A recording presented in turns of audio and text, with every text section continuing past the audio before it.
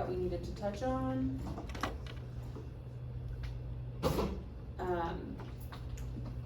So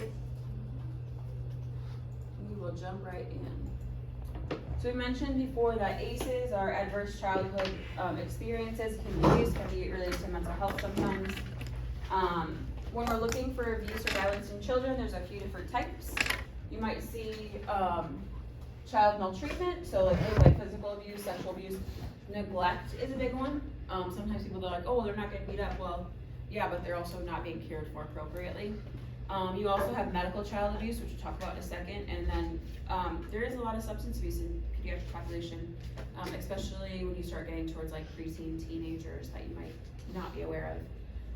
I'll admit, when I first started working with kids in psych, I didn't realize that most of them knew more about drugs than I did, specifically like marijuana. But some people, you'll be doing drug tests on a 12, 13-year-old and they'll come back positive, and that's kind of crazy to me, but it is out there. If you're looking at child abuse, a lot of times the areas that you're gonna see like bruising or issues are these kind of red areas. They're areas you can cover up with clothing. So check if you see a bunch of bruises on someone's thighs, like on their back, on their butt, genitals. Those are areas where a lot of times we are concerned for child abuse. Medical child abuse. Sometimes you'll hear this term by the psychology term, which is Munchausen's by proxy. Has anyone heard of that? Mm-hmm. What's Munchausen's? Anyone know what that one is? Where you make yourself sick. Munchausen's by proxy is when you make your kid sick. Anyone who's heard of Gypsy Rose? Question mark? Yeah, that's a prime example of Munchausen by proxy or medical child abuse. So if you don't know who she is, her mom made her sick and go through a whole bunch of things where she didn't actually need them. She also then had a whole other stuff, but yeah. So a lot of times if you have physical or lab findings that don't fit the disease that you think you're treating, symptoms that don't make sense or get better, like as soon as they're in the hospital, maybe you have someone who's vomiting, then they get in the hospital and they're fine. A lot of times, like unless that's not responding to any treatment or just doesn't really make sense, repeated hospitalizations and we don't really have a good reason for it, or a parent that refuses to accept that the diagnosis is not medical. That can be a warning sign. Now there are some rare disorders out there that might make it harder to identify this, but in general it makes them providers concerned. If we're looking specifically at mental health disorders, things like hallucinations, aggression, impulsivity, kind of a lack of sense of fun or humor, or more apathy, I guess you could use the word. Unusual motor activities, changes in behavior activity level. At camp, we had a kid who was in his teens, and he was at the campfire with all the other kids at the camp, and all of a sudden lost control of his bowels. And he was convinced that all the bugs were out to get him, and that even the butterflies were malicious, and he was really paranoid. And that was like a mental health crisis in his instance. But it was a big change in behavior, not really explained by anything else, so he was sent to a higher level of care. That was not my camp nurse station. But that kind of thing can happen. Sometimes they aren't so sudden, so just kind of looking at trends with kids too. There's not a whole lot in there because psychosocial talks about a lot of the other mental health issues that you might have. All right, that's what we didn't finish up last Wednesday. So we're done there. Jumping into medical administration. This is a quick one. You guys have already had medication administration in multiple classes. Foundations, they talk about it a lot. But just a few things that are specific to peds. So I'm not going to quiz you on pharmacokinetics and pharmacodynamics of medications, because that's what you have pharmacology for. But just remembering that kids are a little different than adults, so there might be pediatric considerations. Their metabolism is different, their excretion is different, and their body composition is different. You're not going to be specifically tested on any of the pharmacokinetics or dynamics, but just knowing that it's different is helpful to you, because it makes you realize why there's other things we have to think about. When we're looking at kids, topical medications are going to be absorbed faster because their skin is more permeable, especially the little babies. You want to make sure that you know that they don't have as much muscle or fat tissue, so that's going to affect absorption. And then oral meds, their intestines are work a little differently. They have slower gastric emptying, so we're gonna make sure we follow pediatric doses. It sounds kind of like a lot of information, but if you remember, we do pediatric dosing on these kids. We do weight-based dosing. We do dosing specific to them. We don't give them adult versions. That's pretty much what you need to know. Does that make sense? Okay. They have a lot more water than adults do in their body. I kind of mentioned this already. Liver immaturity, they have an immature blood-brain barrier, so especially our little babies, we know that some of their more meds get to their CSF, it needs to get to the brain. All of this is just kind of know the background info. But we have ranges that we call safe dosing. So if you have a medication that is 10 to 20 milligrams per kilogram, what would the nurse calculate as a safe low dose for a 40 kilogram child? So you're gonna get a low dose and a high dose, that's for our range. What would be the low dose?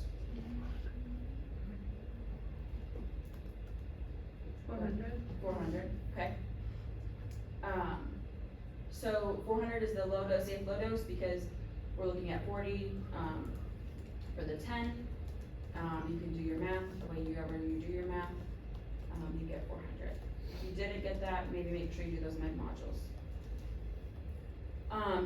Atraumatic care. So atraumatic care, if you're gonna break it down, it just means care that doesn't cause trauma to your child, which to me that just makes sense, but it is a phrase that you will hear a lot, especially with the pediatrics.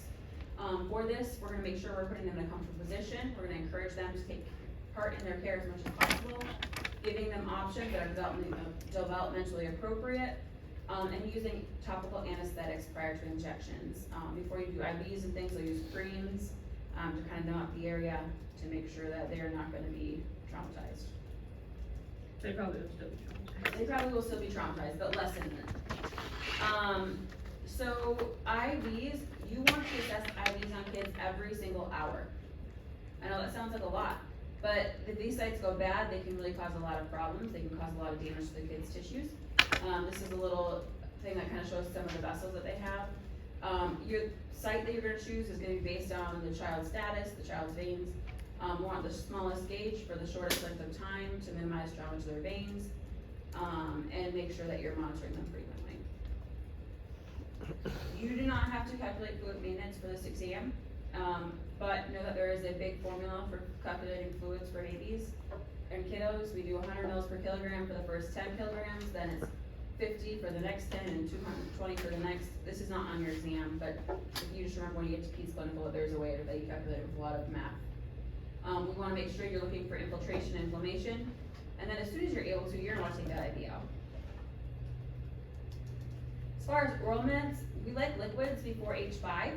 We don't want to mix oral medications with formula or breast milk, because if they start to develop an aversion to it, that might mean they start avoiding breast milk or formula. We want to make sure that our meds are stored in a safe way, that we check their mouth to make sure that they've swallowed everything so they don't aspirate it. When you're giving a med to a kid, you want to make sure that they are upright. We don't want them to breathe it in, right? So if you think about a kid being flat down and then you're shooting a little syringe in their mouth, you don't want to go in the back of the mouth, because that's going to cause them they can breathe it in. You want to do it in the cheek. You want to make sure that they're upright at least 45 degrees so that they can swallow that appropriately. Aspiration is that main concern there. Okay. Questions on meds? Do you guys feel okay with medication math? How many ounces are in a pound? 16. Okay, cool. Good.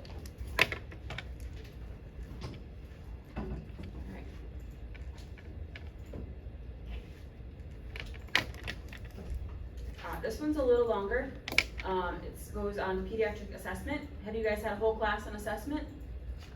So hopefully this should be a little bit of review, a little bit of just adding to what you already know. I know we're going through a lot of PowerPoints today, but hopefully they make sense and they kind of build on what you've already had previously. That's why we're doing this last, not the other ones.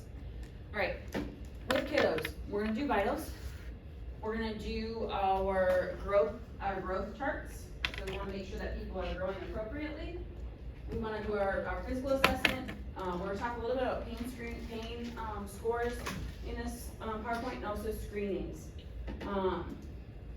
This chart is from your book. I would know this chart if I was you.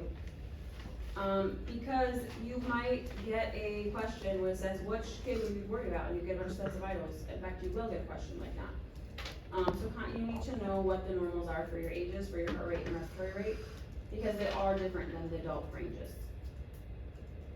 You should have gotten this in one of your prior classes, but here you are, you get it again.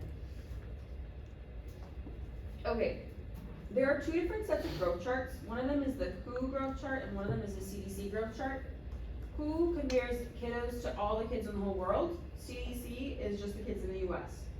Generally, it's recommended for them to use the WHO growth chart up until age 2, and then we do CDC afterwards.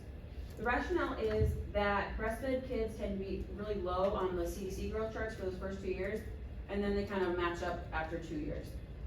With the growth chart, we're looking at how a baby compares to other kids their age.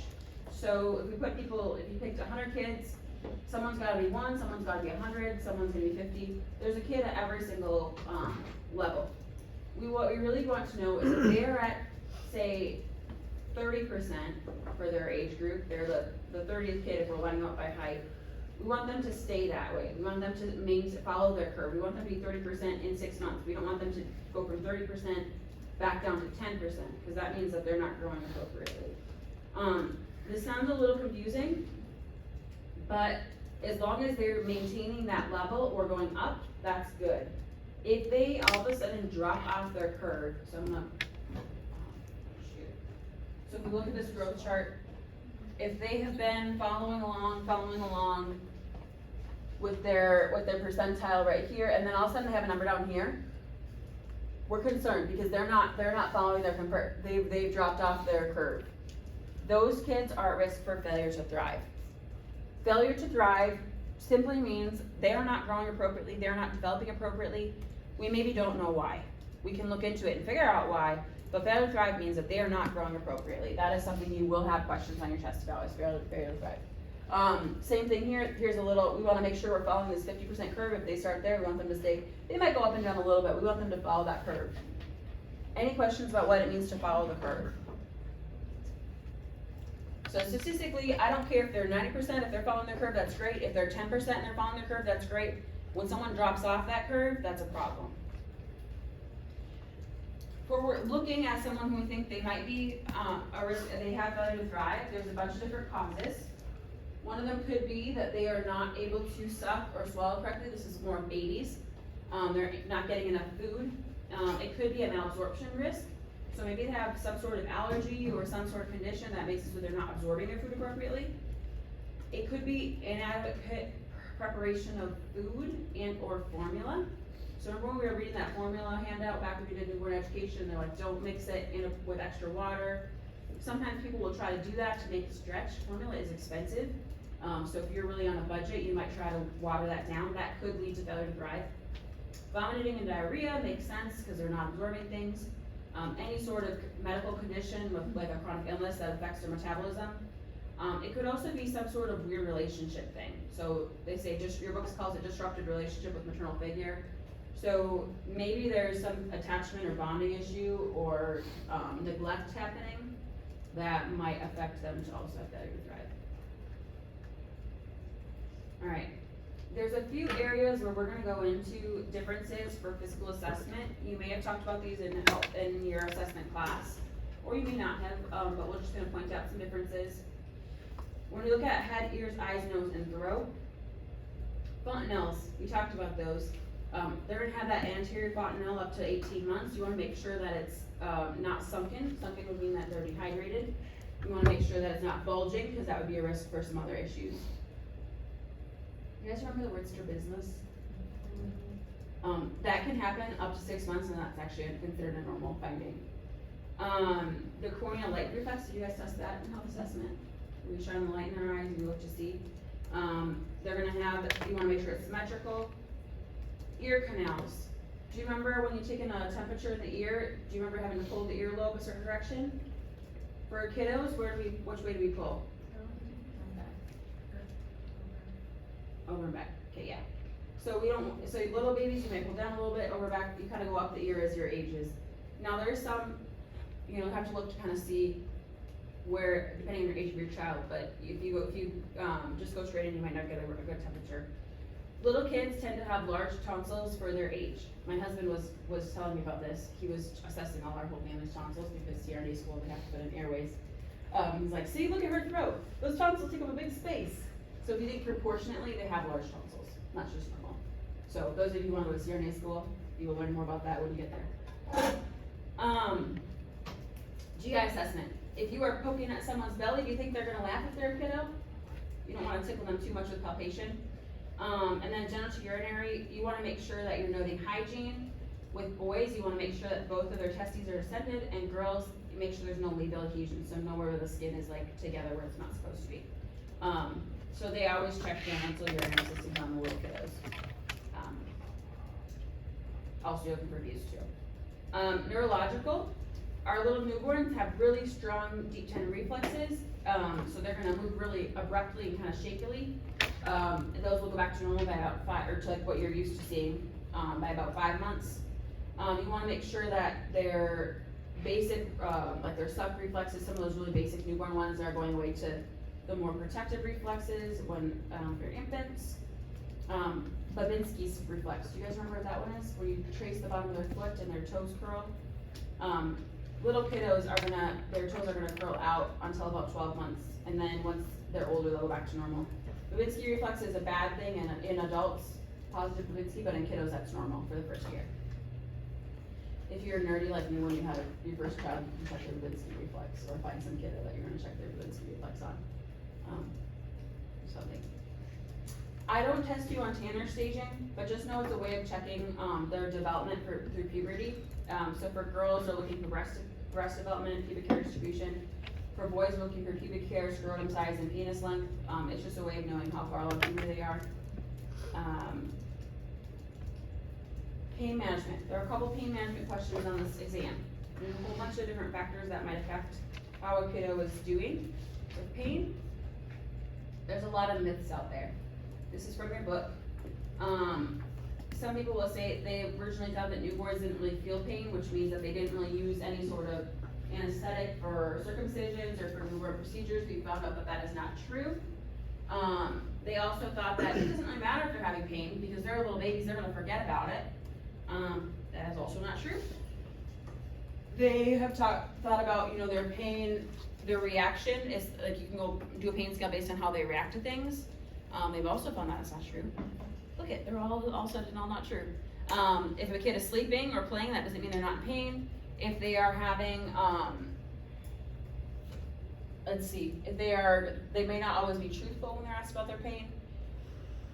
This bottom one, they used to not give a lot of pain meds because they thought that kids would have more adverse effects compared to an adult, and also that they'd be more likely to become addicted than adults. Now we know addiction is a concern, but also untreated pain is also a concern. Does that make sense? So all of these are not true. When we're looking for pain in our infants, we can look at facial expression, body movement, crying, increased irritability, protection. So if a baby has their arm and they're not moving it, or they're crying like a lot, uncontrollably, we might be worried that that clavicle is broken, especially after delivery, like some sort of birth trauma. If they're not sleeping well, we also worry about pain. You can also look at, especially in the NICU, think about their heart rate, their respiratory rate, their oxygen saturations, things like that might all be indications of pain in infants. Do you think I ask a toddler the same way I would ask a teenager about their pain? If I ask a teenager on a 0 to 10 scale, can you rate your pain with 10 being the worst, can they say that? Yeah. If I ask a toddler, I've asked my 2.5-year-old how to rate her pain on a scale of 0 to 10, you know what she's gonna tell you? She's gonna say 3, because that's her favorite number right now. She says 1, 2, 3, and that's how far she gets, so she's probably telling you 3. They don't know numbers, so they can't really rate it on a scale of 0 to 10. What about a kindergartner? Can they rate a scale on a 0 to 10? Probably not. They might know their numbers, but they don't know how to use that abstract thinking to tell you about their pain. Does that make sense? Your book has a whole ton of different scales. This one right here is the Wong-Baker scale, the FACES scale. So this one, they can say, which one is it? This is no hurt, hurts a little bit more, hurts even more, hurts a lot, hurts the worst. Most kiddos can figure that out once they're kind of able to figure out some abstract thinking. Other ones your pain talks about, there's an Oucher scale, which is for like 3 years-ish and higher. It has, rather than these pictures, it has pictures of kids, like their actual faces crying. So you can see like compared to a face, because a 2-year-old, 3-year-old isn't gonna maybe understand these pictures so well. They see the ones crying, but they might not know what the middle numbers mean. So it kind of goes there with actual pictures. There's a poker chip tool that your book talks about, where it's like put the poker chips where it hurts the most, and so they're supposed to put on like a picture of body to kind of examine that way. You can do the visual analog. This would be kind of the visual analog or the number scale. Those are better with kids that are a little bit older. There's an adolescent one too in your book. But the faces is pretty common, this faces one. If you have a tool, most of them have some sort of instructions, so following the instructions is good. There's another one called the FLAC scale, it's in your book too. So that one's pretty common as well. All right, pain management in kids. We want to make sure that we're using both non-pharmacological and pharmacological approaches for pain. NCLEX loves non-pharmacological approaches. So they want to see you using heat and ice and positioning and imagery and all of that stuff. We can use that with our kids and our adults, but we want to make sure we're using both types if we can. We're going to teach our family and our kids about pain relief interventions and make sure that they know what to expect as far as pain and pain management.